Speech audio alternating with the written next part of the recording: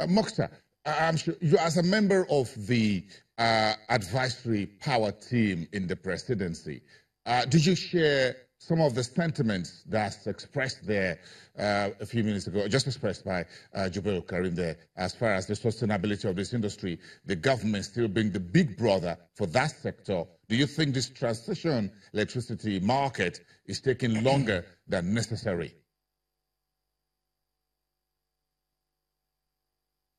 Thank you very much. We need to understand that the privatization process is a journey. Everywhere it's been done in the world, the government never just privatized and completely hands off the sector. Power is a critical sector to the economic development of any nation. So since the eventual handover of the companies to private investors in 2013, November, government still has, even as it exists, government still owns shares in all the companies that have been privatized. Where every electricity sector wants to be is in a state of sustainability, where the tariff collected from consumers will pay the entire value chain. So for the distribution, the transmission, and also the generation and the gas suppliers. It's a journey to get there. It's a chicken and egg situation. Somehow someone has to pay for the power before it's delivered, and the people generating the power also have to have the books balanced. So there's a current ongoing power sector recovery program that seeks to take the sector to financial sustainability over the next 2 to 3 years. In the gap until then, yes, government will still keep getting involved to ensure all stakeholders in the power sector are being kept afloat, to ensure they are able to meet the investments and sustain the sector. But hopefully, as we go in the short term, next few years, the tariff will be cost reflective, fully cost reflective, and that would even drive in more investment to expand the power sector. So it's a journey. The privatization is a journey. Privatization is a journey, and thank you very much for bringing that in, and I'm just picking up on that.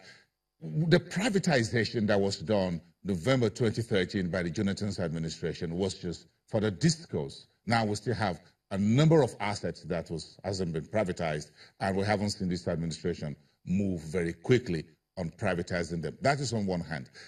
Then I'm not sure back then we actually thought much about Offgrid and other solutions that is currently being talked about. So within your team of the advisory power team, what are you thinking and telling the government at the very top to do, and very quickly? Thank you. So as for Offgrid, the Rural Electrification Agency has the mandate to provide power to the 90 million plus Nigerians who have no access to the grid, and also the underserved areas.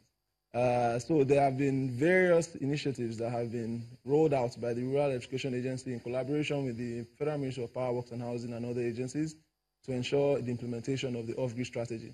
I will speak on the energizing economies in particular, since my friend Mr. Jubril brought up initial sustainability. The energizing economies is an incentive which seeks to provide off-grid power solutions to economic clusters.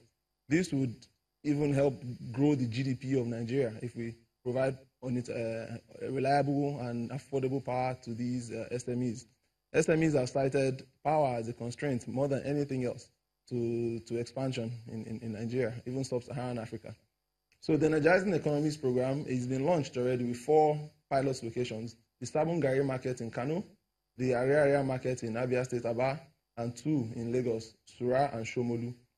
In total, over 50,000 SMEs will benefit from this reliable and affordable power being implemented by the Rural Education Agency.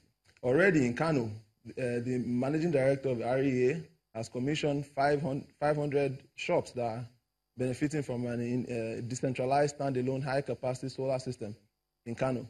As for Ariaria, there are already boots on the ground, poles are being erected, the gas turbines are being installed as we speak, to ensure over 31,000 shops in Ariaria, which is the biggest leather and shoe market in West Africa, to ensure they have sufficient power. Even the vice president had mentioned last year that if Aba is focused on and allowed to grow, Nigeria has no business with China. So it's very important we focus on empowering these SMEs, because they will be the ones to grow the economy and grow the GDP of the country.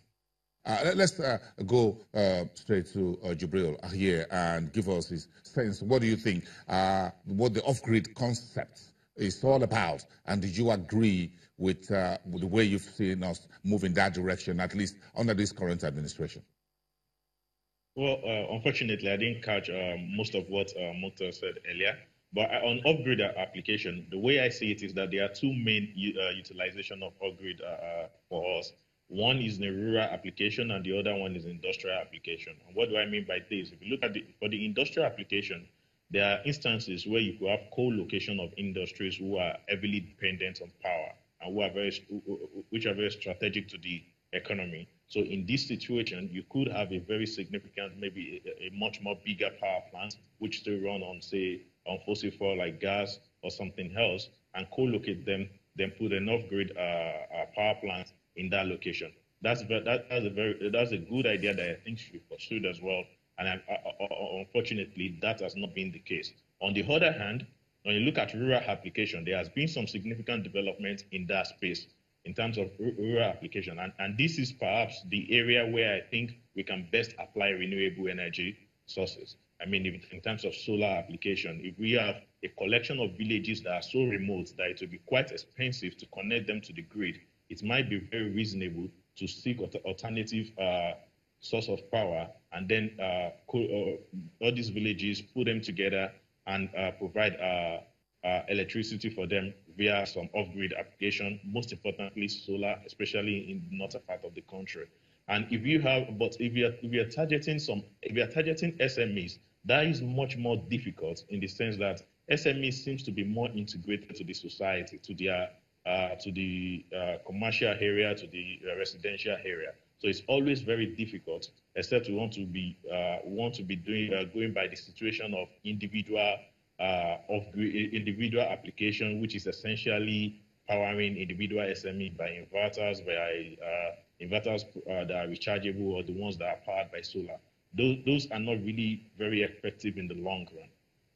I think those two applications that I've highlighted, which is industrial and rural application, are the key ones that I want to see us developed in the coming years.